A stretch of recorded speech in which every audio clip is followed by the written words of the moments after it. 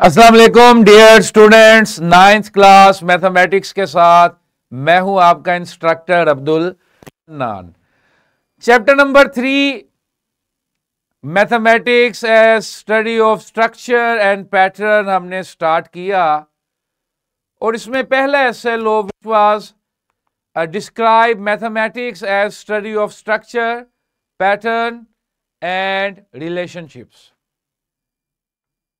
इस चैप्टर पे पहले एसएलओ पे आज हमारा ये तीसरा लेक्चर होने जा रहा है। We were studying arithmetic sequence and geometric sequence under the sub section of pattern. कल हमने अरिथमेटिक सीक्वेंस को देखा और अरिथमेटिक सीक्वेंस की कुछ सिंपल क्वेश्चंस को, सिंपल प्रॉब्लम्स को हल किया। आज हम बॉयज जियोमेट्रिक सीक्वेंस करेंगे और कुछ सिंपल प्रॉब्लम्स को हल करेंगे और कोशिश करेंगे कि स्ट्रक्चर और रिलेशनशिप्स को भी आज ही हम डिस्कवर करें। कैमरा ऑन करो, ठीक है जी। Boys and girls alert and active.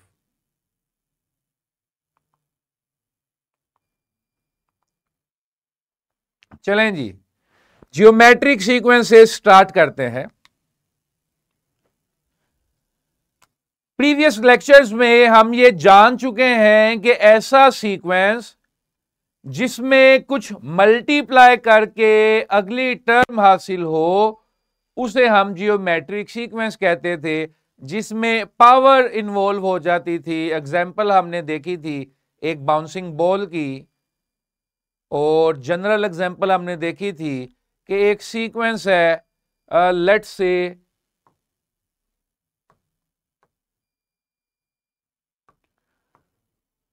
2, 6, 18।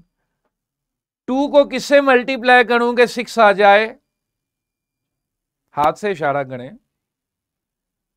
2 को किससे मल्टीप्लाई करूं कि 6 आ जाए? 3 से। और 6 को किससे मल्टीप्लाई करूं कि 18 आ जाए? 3 से। 18 को आगे किससे मल्टीप्लाई करूंगा? 3 से। इसको आगे किससे मल्टीप्लाई करूंगा? 3 से। Got it?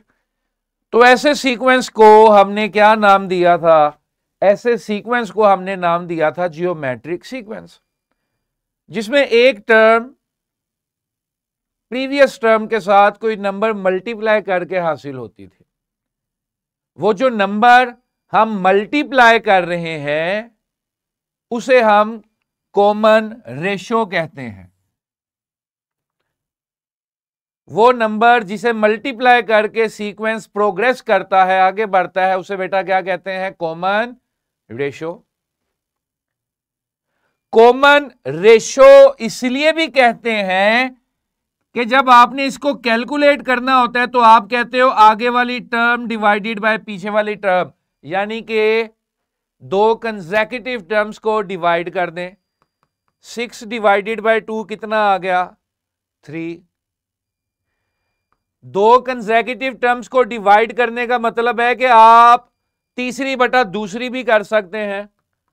18/6 कितना आ गया? 3। तो common ratio is that specific number जिसको आप मल्टीप्लाई करके सीक्वेंस को प्रोग्रेस करते हैं, आगे चलाते हैं। रेशो इसलिए कहते हैं कि इसे निकालने के लिए हम अगली वैल्यू को पीछे वाली वैल्यू से डिवाइड करते हैं, 2 कंसेक्यूटिव टर्म्स की डिवीजन करते हैं। Got it?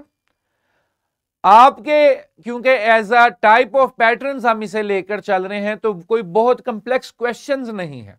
हमें अमूमन देख के ही अंदाजा हो जाएगा कि क्या नंबर मल्टीप्लाई हो रहा है।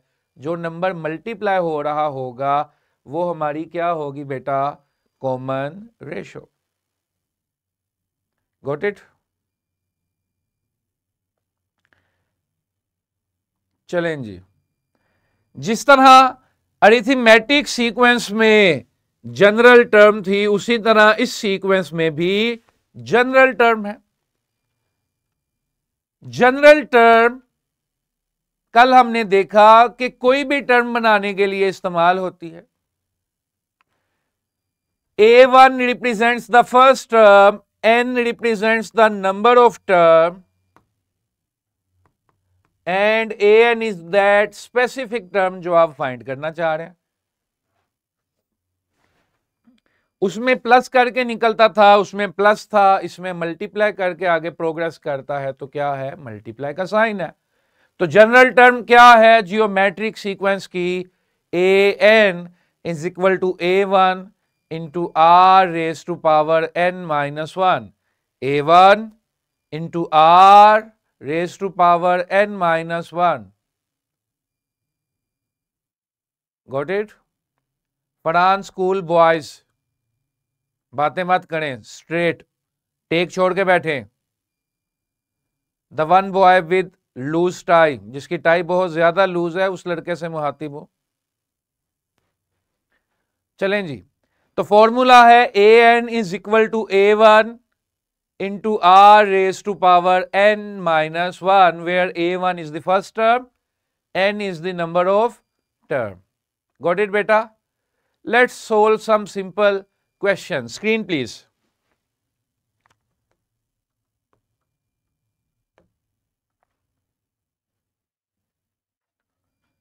सारे ही क्वेश्चंस आसान हैं, मैं क्या करूं. क्वेश्चन नंबर 5 में करता हूं.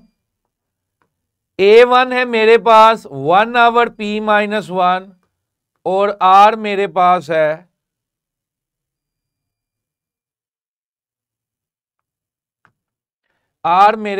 है minus P minus 1 over Q.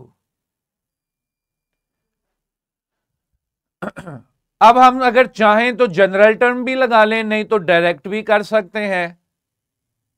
ये मेरी फर्स्ट टर्म है, इसके साथ मल्टीप्लाई कर दूंगा कॉमन रेशो, तो क्या हासिल हो जाएगा, सेकंड टर्म. सेकंड टर्म क्या आ गई, माइनस 1 आवर Q. इसी तरह अगर सेकंड टर्म के साथ कॉमन रेशो मल्टीप्लाई कर दूंगा, तो कॉमन रेशो मल्टीप्लाई करने से मैं सॉरी कटता नहीं है, माइनस माइनस प्लस हो गया, क्योंकि अब मैंने सेकंड टर्म के साथ मल्टीप्लाई किया तो सीक्वेंस प्रोग्रेस करेगा और क्या टर्म आ जाएगी मेरे पास, थर्ड टर्म आ जाएगी. गॉट इट बेटा? अगर हम चाहें तो जनरल टर्म का फॉर्मूला भी लगा सकते हैं, नहीं तो हम सीधा सीधा डायरेक्ट भी कर सकते हैं. क्यों? क्योंकि इस क्वेश्चन की नेचर है कि फर्स्ट 5 टर्म्स आपने फाइंड करनी है. जो कल हमने क्वेश्चंस प्रैक्टिस किए थे उसमें हमें कहा गया था 6वीं टर्म फाइंड करें या 10वीं टर्म फाइंड करें, तो फिर हम डायरेक्ट जनरल टर्म का फॉर्मूला अप्लाई करते थे. गॉट इट बेटा? ठीक है. हाँ जी, JTN गर्ल्स बोलो बेटा, शाबाश बोलो. सर समझ नहीं आई, दोबारा समझा दें. देखो बेटा, जियोमेट्रिक सीक्वेंस में एक टर्म से दूसरी टर्म कैसे प्रोग्रेस करती है जब आप उसके साथ एक स्पेसिफिक नंबर मल्टीप्लाई करते हो. Got it? एक से दूसरे पे कैसे जाओगे, कुछ मल्टीप्लाई किया, दूसरे से तीसरे पे कैसे जाओगे, कुछ मल्टीप्लाई किया, तीसरे से चौथे पे कैसे जाओगे, कुछ मल्टीप्लाई किया. जो नंबर आप मल्टीप्लाई करके आगे चल रहे होते हैं उसे हम क्या कहते थे, कॉमन रेशो. इसमें मुझे कॉमन रेशो ऑलरेडी गिवन है बेटा, ये देखो, R is equal to minus P minus 1 over Q. If you can, minus आपको माइंड भी तस्वीर में नजर ना आए. अब बेटा फर्स्ट टर्म के साथ इसको मल्टीप्लाई कर दूंगा तो सेकंड टर्म बन जाएगी, फर्स्ट टर्म के साथ इसको मल्टीप्लाई कर दूंगा तो सेकंड टर्म बन जाएगी. और सेकंड के साथ ये देखो, सेकंड टर्म क्या आई थी बेटा, माइनस 1 आवर Q. सेकंड के साथ कॉमन रेशो मल्टीप्लाई कर दूंगा तो फिर क्या बन जाएगी, थर्ड टर्म. इसी तरह थर्ड के साथ कॉमन रेशो मल्टीप्लाई कर दूंगा तो फोर्थ, और फिर फोर्थ के साथ कॉमन रेशो मल्टीप्लाई कर दूंगा तो फिफ्थ टर्म. ठीक है बेटा? तो एक्सक्यूज अगर मी हम sir. Common ratio general formula भी लगाना चाहें तो भी कर सकते हैं, ऐसे भी कर सकते हैं। हाँ जी बेटा। एक्सक्यूज सर, जो आपने A3 किया इसका सॉल्यूशन बताएं आपने कैसे कैसे किया है। देखो बेटा, A3 निकालने के लिए मैंने A2 ली, A2 थी मेरे पास, जी। A2 के साथ कॉमन रेशो मल्टीप्लाई कर दी तो क्या आ गई, A3। Got it. यस। अब A3 के साथ जो A3 की वैल्यू आपने निकाली है, इसके साथ आप कॉमन रेशो मल्टीप्लाई कर दोगे तो क्या आएगी, A4। फिर A4 के साथ दोबारा कॉमन रेशो मल्टीप्लाई कर दोगे क्या आएगी, A5।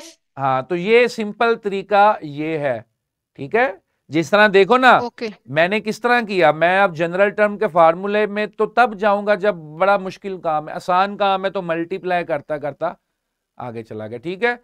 Fatima campus, central Fatima campus, बोले बोले बेटा, जल्दी से बेटा। सर इस क्वेश्चन को जनरल फॉर्मूला से सॉल्व करके एक क्या कह रहे हो बेटा, बोलो।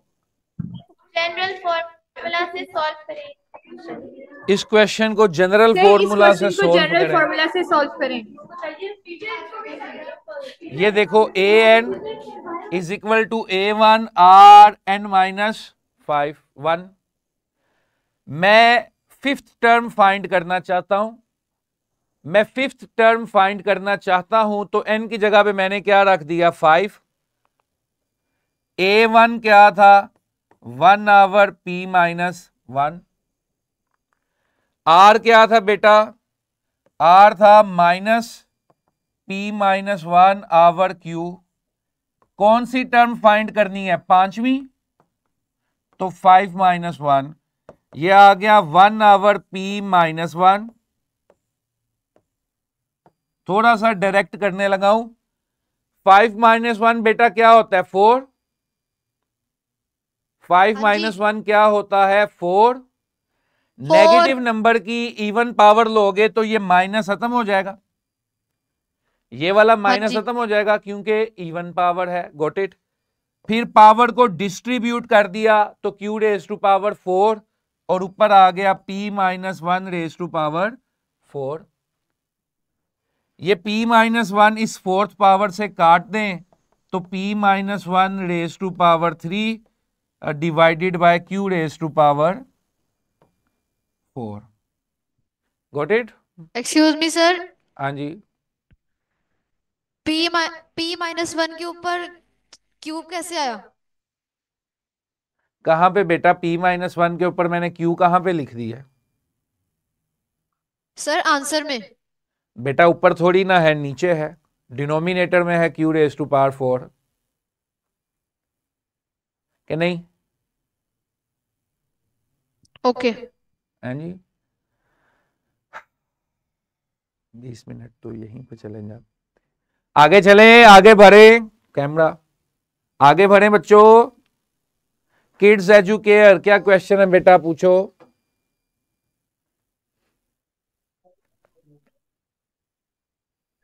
अस्सलाम वालेकुम सर। वालेकुम अस्सलाम जी, बेटा बोले। सर अगर हमारे पास कॉमन रेशियो ना दी हो तो वो कैसे फाइंड करेंगे? कॉमन रेशो ना भी हो तो कैसे फाइंड करेंगे, वो अभी हम देख चुके, जहां पर कॉमन रेशो की डेफिनेशन को हमने देखा कि it is the result of successive division, यानी कि दो साथ साथ वाली टर्म्स को डिवाइड कर दो, अगली बटा पिछली कर दो, तीसरी बटा दूसरी कर दो, या दूसरी टर्म बटा पहली टर्म कर दो, या पांचवी टर्म बटा चौथी टर्म कर दो, या सातवीं टर्म बटा छठवीं टर्म कर दो। It is the result of successive division, ये हम देख चुके। और ऑब्जर्वेशन पॉइंट ऑफ व्यू से, ऑब्जर्वेशन पॉइंट ऑफ व्यू से क्या करते हैं, ऑब्जर्वेशन पॉइंट ऑफ व्यू से बेटा देखते हैं कि सबके साथ क्या मल्टीप्लाई हो रहा है, जो मल्टीप्लाई हो रहा होता है वो कॉमन रेशियो होती है, ठीक है। Got it. इजाजत है, आगे बढ़े। Central Shahjahan,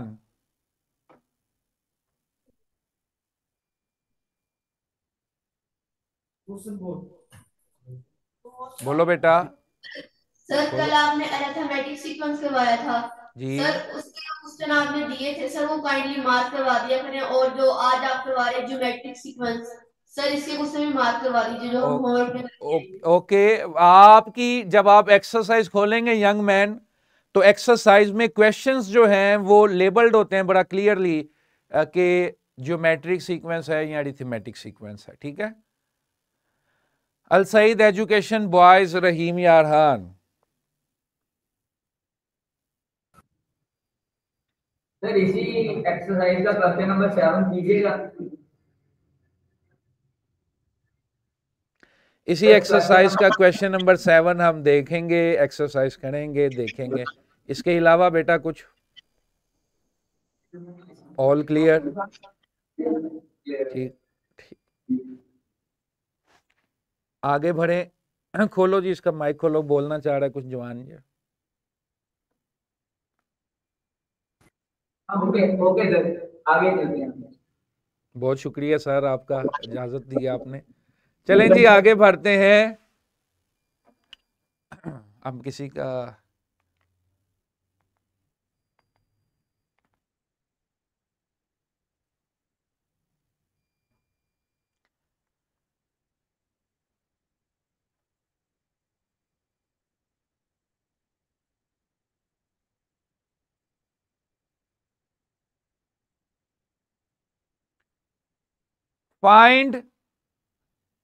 find seventh term of geometric sequence that has 3 and minus under root 3 for its second and third term. Second term 3 है, third term minus under root 3 है, और आपने सेवंथ टर्म फाइंड करनी है। ये भी जिस बच्चे ने सवाल पूछा था कि sir how we would calculate R common ratio, कैसे कैलकुलेट करते हैं, तो कॉमन रेशो कोई भी दो सक्सेसिव टर्म्स को डिवाइड कर देते हैं। A3 डिवाइडेड बाय A2, ये आ गया minus under root 3 divided by 3। Just to simplify it further, जो नीचे 3 था बेटा उसे 2 दफा अंडर रूट 3 में लिख दिया, जो डिनोमिनेटर में 3 था इसे 2 दफा अंडर रूट में लिख दिया, so that it shall remain same. ये कैंसिल हो गया और कॉमन रेशो मेरे पास आ गई -1/, अंडर रूट 3। गॉट इट बेटा? थोड़ा सा इसको सिंप्लीफाई कर दिया ताकि आगे हमें आसानी हो। अब देखो, क्योंकि मैंने सेवंथ टर्म फाइंड करनी है, बीच वाली मुझे कोई टर्म नहीं चाहिए, मुझे सिर्फ एक पार्टिकुलर टर्म चाहिए। तो मैं सीधा सीधा जनरल टर्म के फार्मूले पे चला गया। an is equal to a1 r raise to power n-1। an is equal to a1 r raise to power n-1। मैंने सेवंथ टर्म फाइंड करनी थी, तो मैंने n की जगह 7 रख दिया, a1 और r की जगह मैंने क्या रख दिया, -1/, अंडर रूट 3, ऊपर 7-1। अब इसमें एक और चैलेंज ये आ गया कि ठीक है, we have calculated the r, लेकिन क्या हमारे पास फर्स्ट टर्म है? क्या हमारे पास फर्स्ट टर्म है बेटा? नो। इसका मतलब है हमें फर्स्ट टर्म भी फाइंड करने की जरूरत है।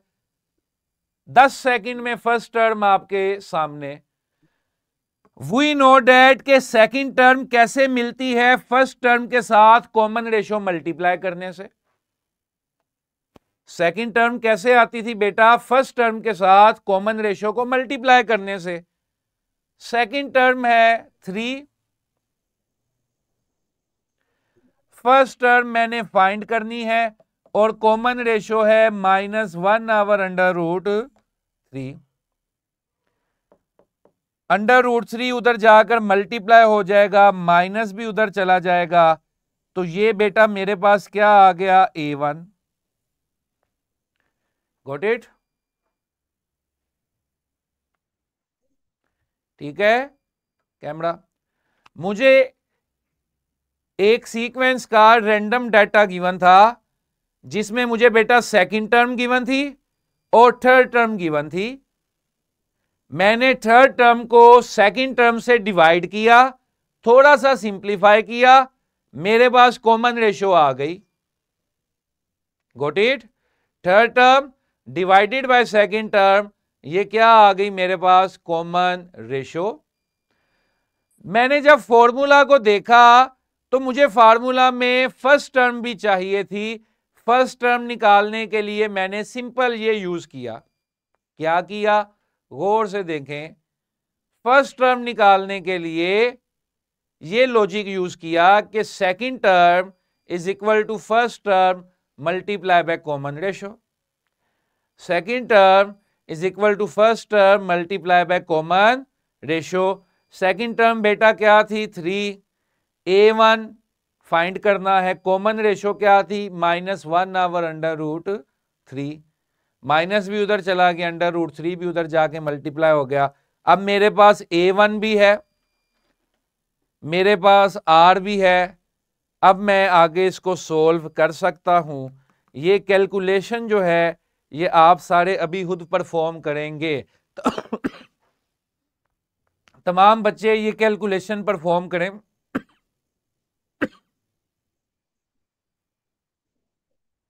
तमाम बच्चे ये कैलकुलेशन परफॉर्म करें और जिसका क्वेश्चन है वो क्वेश्चन पूछे। A1 is -3/√3। Camera, A1 is -3/√3 बेटा।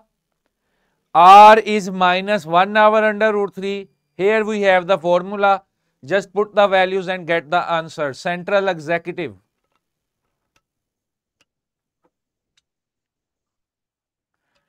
बोलो बेटा। सर ये A1 कैसे निकाला? बेटा हम क्या देख रहे हैं कि जियोमेट्रिक सीक्वेंस क्या है जिसमें अगली टर्म पीछे वाली टर्म के साथ एक सर्टेन नंबर मल्टीप्लाई करने के बाद आती है। ऐसे ही है, एग्रीड यंग मैन? एग्रीड कि सेकंड टर्म का मतलब है first term multiply by that number. तो सेकंड टर्म कैसे आएगी बेटा, first term multiply by common ratio. Second term की जगह उसकी वैल्यू, कॉमन रेशो की जगह उसकी वैल्यू, फिर A1 मैंने अलहदा कर लिया। Got it? तमाम बच्चे ये कैलकुलेशन फौरन करें, शाबाश। हर बच्चा मुझे लिखता हुआ नजर आए, तमाम टीचर इसको जरा सुपरवाइज करें।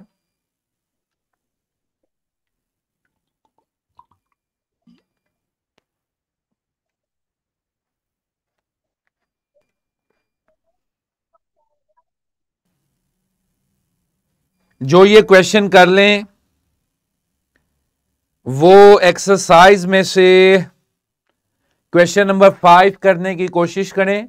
इट्स अ कंटेक्चुअल प्रॉब्लम, उसको देखें, वेरी सिंपल है। वो बाउंसिंग बॉल की जो एग्जांपल हमने डिस्कस की थी, it is the same. Al Saeed education boys, unmute yourself. बाकी तमाम बच्चे जो क्वेश्चन मैंने हाईलाइट किया है वो करें। टीचर्स इसको सुपरवाइज करें, बच्चों को हेल्प आउट करें। अल सईद एजुकेशन बॉयज अपना माइक अनम्यूट करें बेटा।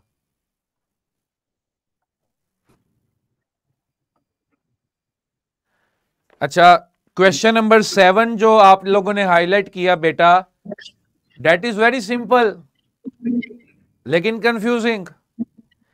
If the fourth term of a geometric sequence is -8, बाकी तमाम अपने क्वेश्चंस करें।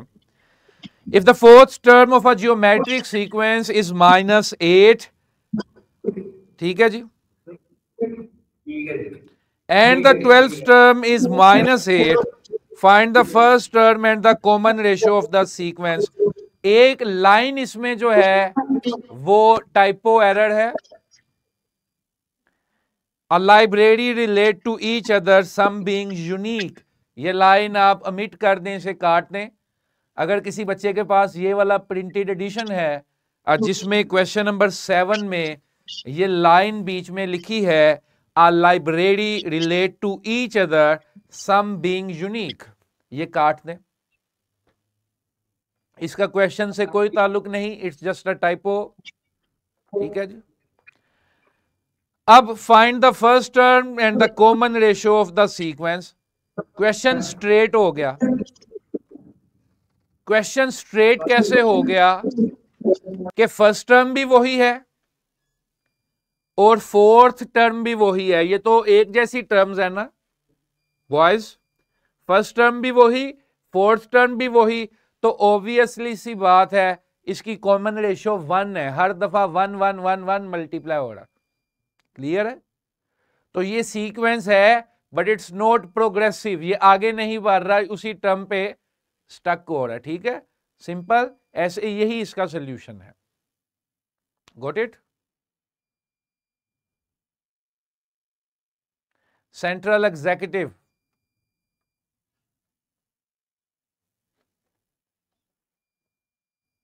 देख लो अपने कारनामे। सेंट्रल एग्जीक्यूटिव, बॉयज अनको अनम्यूट करो लुकमान, ये सेंट्रल एग्जीक्यूटिव हुआ।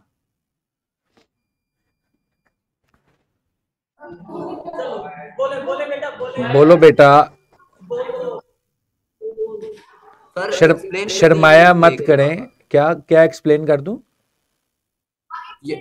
आगे एक्सप्लेन कर दे इसे, इस क्वेश्चन को जी।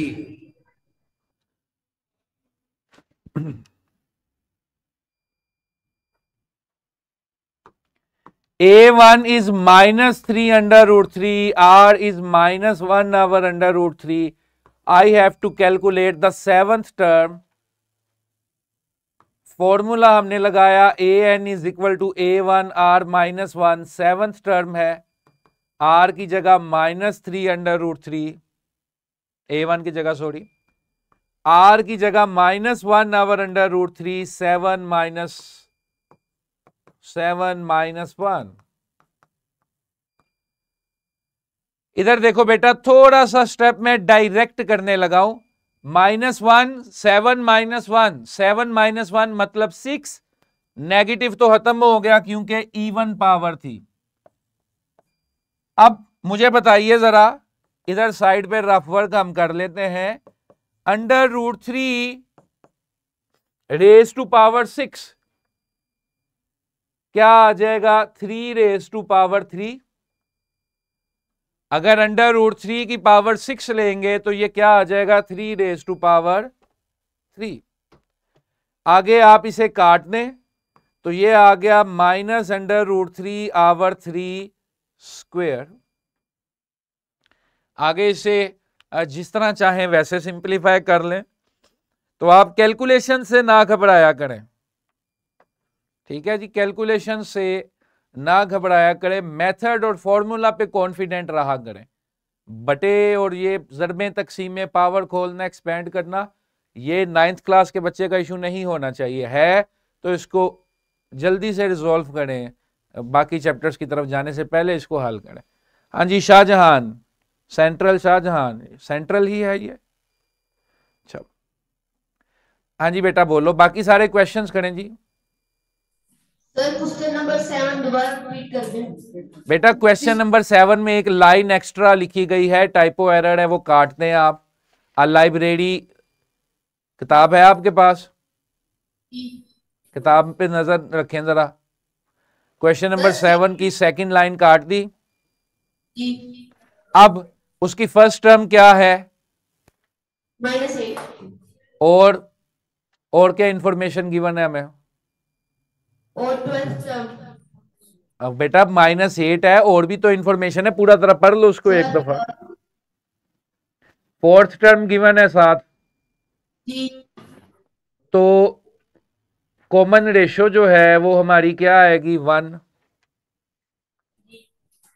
और फिर 12th टर्म भी 1 आ जाएगी। जब सारी चीजों के साथ 1 1 1 मल्टीप्लाई करोगे तो सारी टर्म्स क्या होंगी बेटा? एक जैसी ही होंगी ना। सर A1 को आप 4 कह रहे क्यों? मैं बेटा 4 नहीं कह रहा, आप क्वेश्चन की इंफॉर्मेशन को देखें। सर बुक में थे A1 अच्छा की सॉरी, जो 12th टर्म गिवन है, अब माय बैड, अब मैंने उसको देखा नहीं। फर्स्ट टर्म गिवन है बेटा और 12th टर्म गिवन है, ऐसे ही है। फर्स्ट टर्म गिवन है और 12th टर्म गिवन है, both are identical. Sir 4th term given है, फर्स्ट टर्म नहीं है। सेम थिंग, इधर देखें, my bad, relax. Fourth term is -8 young man, got it. जी 12th term is -8, got it. जी -8 इज द फोर्थ टर्म और फिर 12th टर्म भी क्या है, -8। क्या ये सीक्वेंस प्रोग्रेस कर रहा है? जी नहीं कर रहा ना। प्रोग्रेस करने का मतलब होता है आगे बढ़ना। क्या ये आगे बढ़ रहा है? बढ़ा। नहीं ना बढ़ रहा। तो इसकी कॉमन रेशो जो है, इसकी कॉमन रेशो जो है फिर क्या होगी, 1 होगी।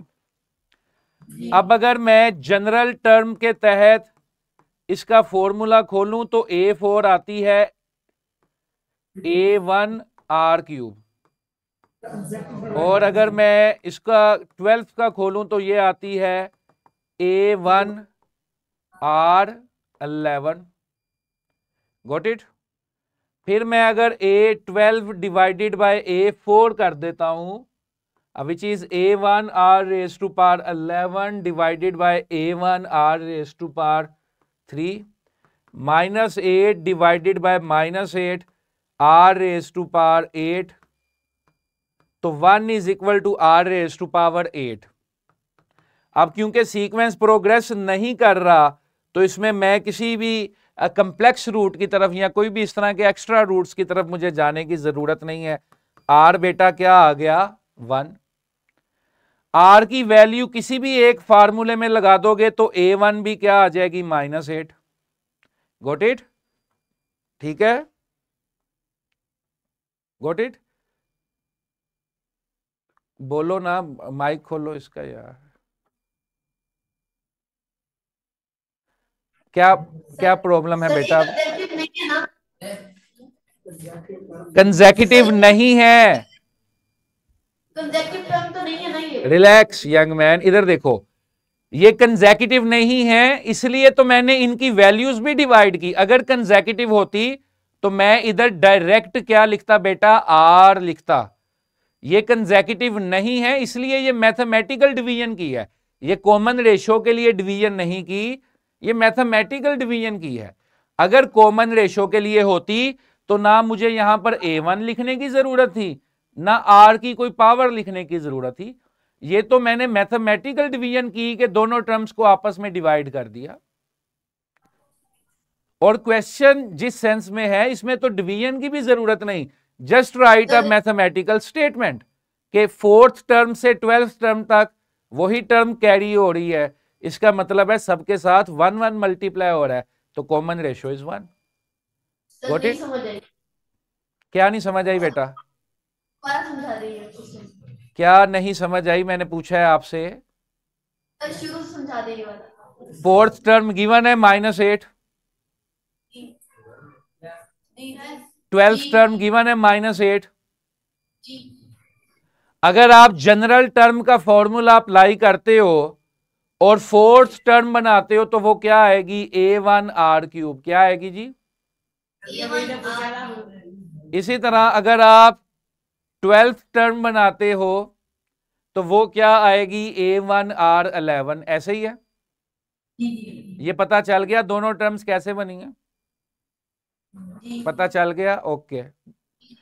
अब जस्ट टू शो यू के हाउ कॉमन रेशियो इज 1, मैं इन दोनों टर्म्स को डिवाइड करने लगा हूं। मैंने A12 को A4 से डिवाइड कर दिया जस्ट टू शो यू के हाउ इट इज 1। -8 आवर -8, इधर इनके फार्मूलाज लगा दिए जो ऊपर मैंने एक्सपेंड किए थे। एक तरफ कीमतें लगा दी बेटा, एक तरफ क्या लगा दिए, formulas. Got it? A1 cancel with A1, got it. ऊपर r रेज टू पावर 11 था, नीचे r रेज टू पावर 3 था। 11 और 3 कितना बचे? 8। -8 और -8 कितने बचे? 1 डिवाइड करके। तो 1 को बेटा 1 रेज टू पावर 8 अगर लिख लूं, कोई इतराज तो नहीं है आपको?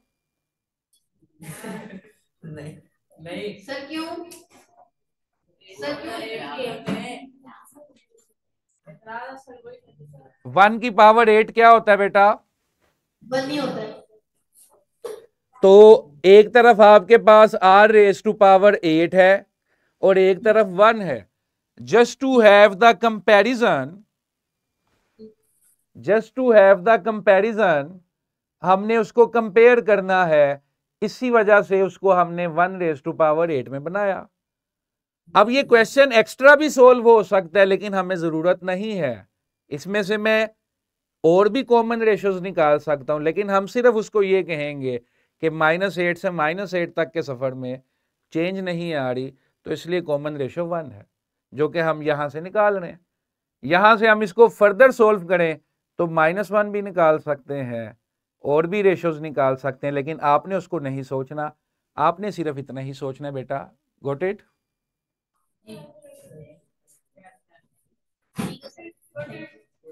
बोलो बेटा। ठीक है सर, थैंक यू। ठीक है सर, थैंक यू। करना भी है, होमवर्क भी करना है घर जाके, ठीक है? ओके। तमाम स्टूडेंट से एक गुजारिश है, मैं पहले भी कह चुका हूं कि जब मैं एक को आंसर कर रहा होता हूं, तो अगर वो क्वेश्चन आपके माइंड में भी है तो आप भी अलर्ट हो जाए करें। जरूरी नहीं है कि एक बच्चे ने जो पूछ लिया फिर वही सवाल उसको आंसर करने के बाद दूसरा बच्चा भी पूछ ले, तो एक दूसरे को सुना भी करें। हो सकता है आपके दिमाग में जो सवाल हो उस जवान ने वही पूछा हो या उसने वो पूछा हो, ठीक है? Got it? तो पढ़ाना आज भी मैंने ज्यादा ही था, और आज भी तमाम टीचर्स को जो है वो लेक्चर में से टाइम मिलना था, लेकिन ड्यू टू एक्सेसिव क्वेश्चंस आज भी हम अपना ड्यू टारगेट अचीव कर नहीं सके। लेकिन इट्स नॉट एन इशू, ये कोई नेगेटिव चीज नहीं है। आप पूछें, जितने ज्यादा सवाल पूछें। प्री 9th का फायदा ही तो ये है कि हमारे पास हर चीज के लिए ज्यादा टाइम अवेलेबल है, समझने के लिए भी और प्रैक्टिस करने के लिए। गॉट इट बेटा? ठीक है। लेकिन उससे ज्यादा मुझे खुशी तब होगी जब आप टेस्ट में भी बैठे और अच्छे अच्छे टेस्ट भी करें। ये सैटरडे वाला टेस्ट किस किस ने किया था? हाथ खड़ा करें जरा। सैटरडे वाला टेस्ट किस किस ने किया?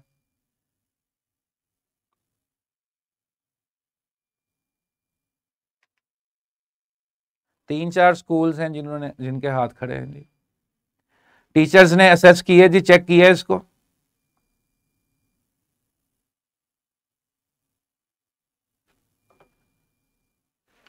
ठीक है जी, कल मुलाकात होगी।